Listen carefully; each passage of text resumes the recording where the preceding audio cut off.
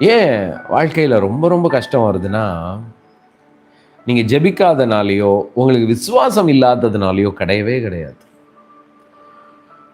எதனால தெரியுமா? Because of ignorance, அறியாமை. தெரியல. தெரியலைங்க. நிஜமாவே தெரியல. என் வாழ்க்கையில் நான் யோசிக்கிறேன். பல வருடங்களுக்கு முன்னாடி ரொம்ப கஷ்டத்தில் இருந்தேன். ரொம்ப வலியில் இருந்தேன்.